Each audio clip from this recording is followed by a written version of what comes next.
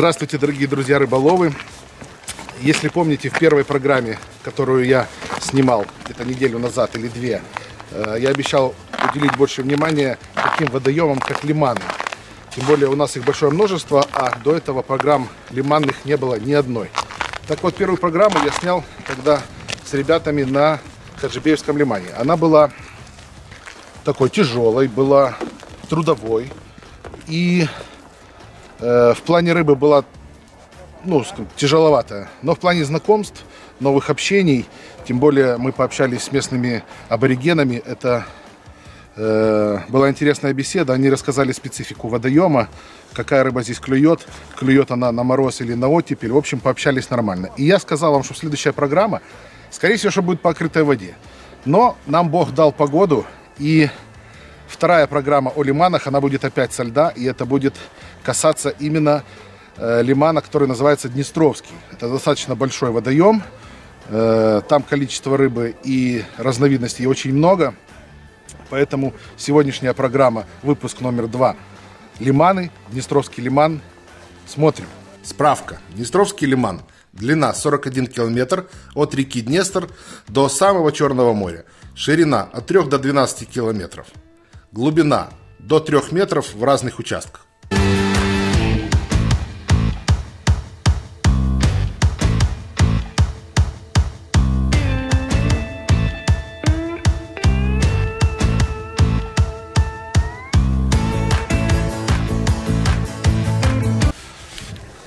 Пока идет, скажем так, творческий поиск рыбы, я приехал сегодня в компании 5 человек. Вот, мы рассредоточились по заливу и ищем, какая рыбка сейчас отзовется, а может быть и не отзовется в этом водоеме. Хочу рассказать про лиман Днестровский. Это достаточно известное место для тех людей, которые живут там в Одессе и области. Но также этот лиман известен тем людям, которые любят приезжать в Одессу. Это тот лиман, который отделяет море косой, который называется Бугас. Все прекрасно знают отдых на Бугазе, в затоке. Так вот, это именно этот лиман. Он соединен с морем, в отличие от Хаджибеевского лимана. И в нем разнообразие рыбы гораздо больше, чем на Хаджибеевском лимане. Так как он имеет соединение с морем, сюда заходит практически вся рыба, которую мы с вами знаем. Иногда даже и дельфины заходят, хотя они млекопитающие. Что касается уловов, то опять же преобладает здесь окунь, плотва. Я говорю, что касается зимы. Окунь, плотва, карась, иногда судак, но учитывая, что он намного мельче, чем Хаджибеевский лиман, у него там глубина до 3 метров. Я не беру там те места, где порт Днестровский, а вообще по целой глади он недостаточно глубокий. В этот лиман впадает река Днестр, но она берет начало там где-то в Закарпатье. Вот, ну и... Ой, у меня была поклевка, неужели? Пока мы с вами говорили. Ой, еще одна поклевка. В общем, лиман этот достаточно более рыбный, чем Хаджибеевский. И бывали даже такие случаи, когда мы выезжали ловить карася со льда по заливам, всяким таким карманчикам. Ну, в общем, люди, те, которые в теме, они знают. У человека клюнула даже глоська камбала. Но ничего удивительного, у нее другое название, речная камбала. То есть ей пресная вода совсем не страшна. И вот у меня что-то кивочек, наверное, это какая-то мелочь бьет. И не может этого мотыля несчастного. Тынц, тынц, тынц. Ну, еще разочек. Не может. Может быть, надо уменьшить мормышку, но какой-то разведчик здесь долбает этого мотыля. Причем так смешно. Скорее всего, что это маленькая плотвичка или верховодка. Здесь, конечно, колоссальный выбор рыбы. Я хочу посмотреть, что это такое. Да, тут она из 3 мотылей оставила одного. Но, может быть, не получается зацепиться из-за размера. Я, конечно, честно говоря, приехал в надежде на то, что будет сегодня либо карась, либо окунек. Может быть, возможно, и плотва. Но плотва, если клюет такая, как у нас называют, протокольного размера, она неинтересна, ее сразу отпускаешь. Вот и все.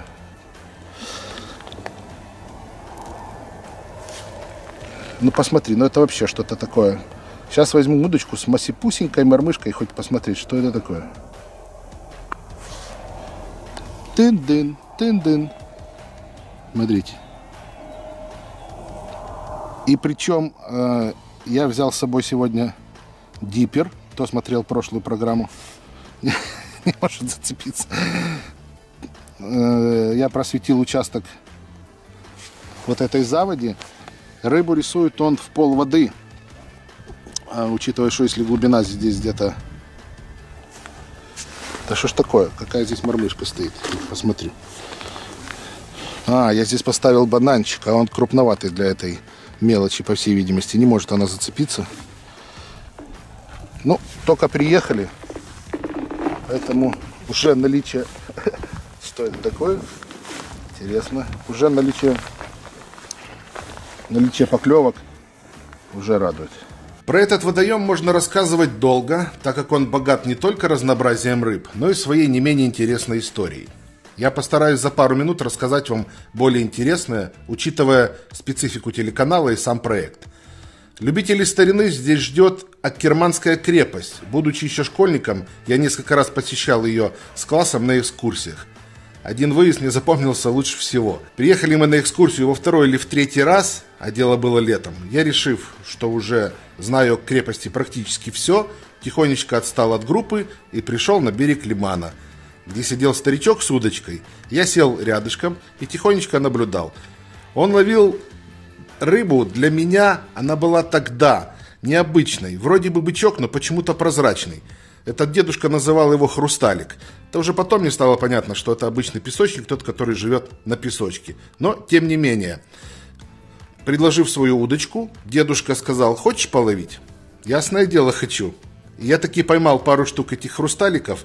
Да, бычок, да, прозрачный, но ничего, как говорится, интересного. К тому времени экскурсия была уже закончена. Но вернемся к рыбалке на лимане. Перечень рыб, тот, который водится в этом водоеме, а он велик, я не буду перечислять. Проще сказать, какой рыбы здесь нет. Типа там хариуса, вырезуба, змееголова и так далее. Я шучу, конечно. Остальные виды пресноводных и даже иногда морских видов, зависит от моря, которое дует, заходят в этот лиман.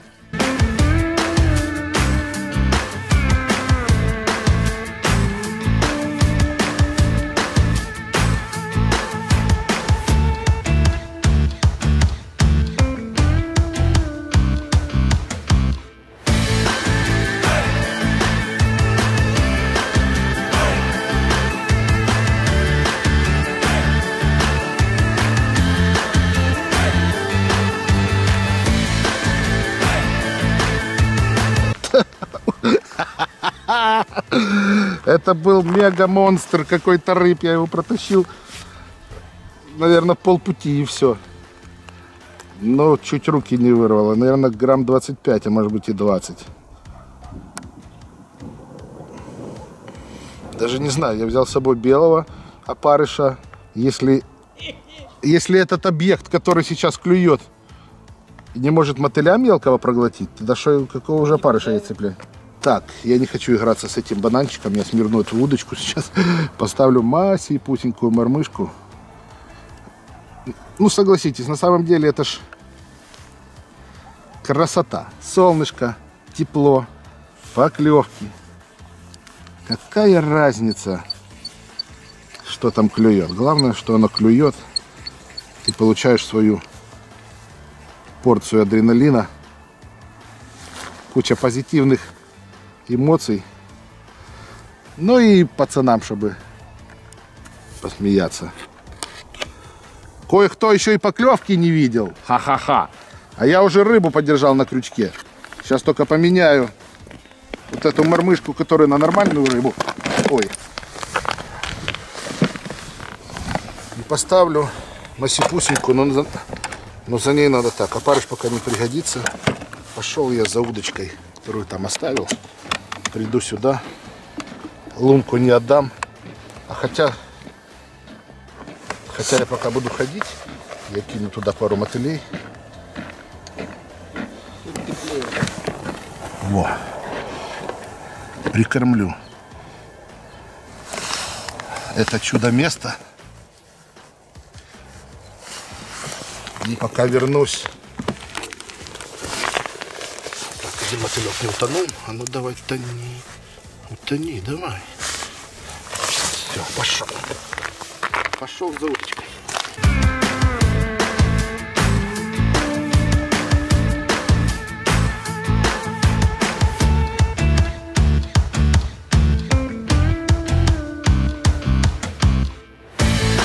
На данный момент вот есть такие вот экземпляры в улове. Но это коллективный улов, скажем так. Это не одного человека. Тут и моя рыба, и Сашина рыба, и Сережина рыба. Но, в общем, как-то так пока на данный момент. Потихонечку расклевываем это плато. Рыбка отзывается. Кстати, несколько экземпляров я поймал на балансир, что интересно. Ну и солнечный окунь вездесущий. Его сейчас везде полно, поэтому продолжаем ловить.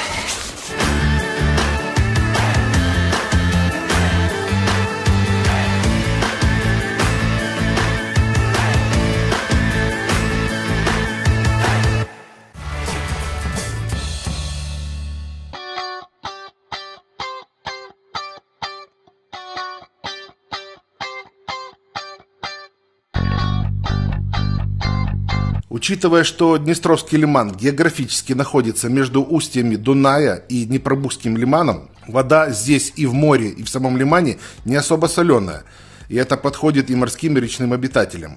Не раз видел карасей, плавающих в море чуть ли не в центре города. Говорят, они слепнут, выйти не могут обратно в реку, не могут найти себе путь домой. Я лично к окулисту их не водил, не знаю, может быть, это и правда. Есть на лимане еще одно интересное место, так называемый перешеек. Он находится на косе Бугас, я говорил это ранее. Там лиман с морем настолько близки друг к другу, что по желанию можно ловить и плотву, и морского бычка одновременно, стоит только пройти пару минут. А когда с моря в лиман заходит селедка, это вообще другая история. Ее ловят рыбаки на самодуры многие километры от устья лимана, и это супер. Но пока у нас зима и есть возможность половить со льда, что мы делаем с ребятами. Скоро вскроется лиман, пойдет тарань, потом карась, прочая бель, и обязательно приеду половить по открытой воде. Ну а сейчас мормышка, балансир и бесконечное количество лунок. Это кайф. Ищем хищника. Ну, кто-то ищет бель, хотя лично для меня со льда окунь, вернее охота на него, интереснее, чем поплавок в лунке. Но я никого не хочу обидеть, повторяю, это лично для меня. Произошел казус, только что крупный окунь, по всей видимости, я не видел, что это было. Оторвал мне мормышку, поэтому придется на этом ветре сейчас привязать. Вот единственный сегодняшний вариант, который работает, вот такая вот нимфочка. Вот она сегодня приносит всю рыбу, но я подарил ее сейчас какой-то рыбе. Пусть она теперь плавает на память о программе «Трофей на море». Да, но ветер, конечно, это такое дело. Но все равно привяжу и продолжим ловить.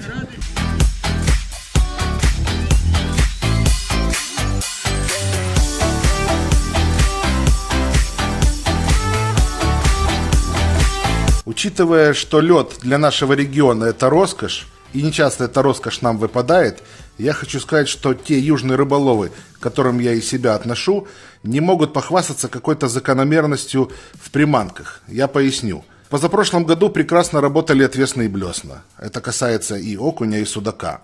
В прошлом году по льду полнейший пролет, от слова «вообще». А в этом прекрасно работают балансиры ядовитых цветов. То есть системы нет.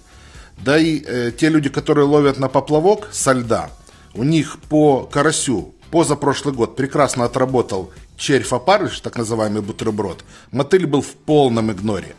А иногда вообще чищенный рачок, то есть местный. Ну, кому удобно, креветка. Сырая креветка, которая чистится от панциря и насаживается на крючок. Тоже была прекрасная насадка. То есть системы нет. Опять же, я повторюсь, это что касается нашего южного региона, потому что не часто нам выпадает такой фарт, как лед. Дорогие друзья, сегодняшняя рыбалка окончена. Я напоминаю, мы были сегодня на Днестровском лимане. Приехали большой компанией, 5 человек, и хотели половить, и половили, собственно, рыбу.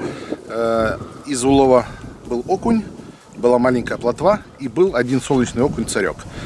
Что касается сегодняшней рыбалки, не сразу мы рыбку нашли, пришлось походить, набурились, находились. Ну, собственно, за этим и приехали.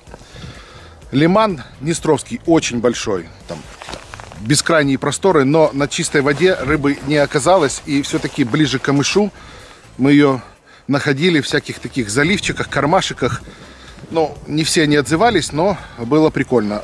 Рыбу в кадре вы видели, какая она. Клевал и маленький окунь, клевал и достаточно большие экземпляры. Маленькую плотву я даже не стал снимать, потому что, во-первых, она неинтересна. Есть достаточно программ на телеканале «Трофей», где есть достаточно серьезные такие экземпляры плотвы. Ее показывать, честно говоря, не то что стыдно, но неуместно. Водоем понравился, и, по всей видимости, смотрел долгосрочный прогноз. Это все-таки крайняя рыбалка этого года по льду, потому что идут плюсы. Следующий лиман, скорее всего, что будет либо Кучурганский, либо какой-то еще другой. Ну, их очень большое множество. Я продолжу цикл программ по лиманам. Посмотрю, что из этого выйдет. Вы нас смотрите. С вами была программа «Трофей на море». Всем пока!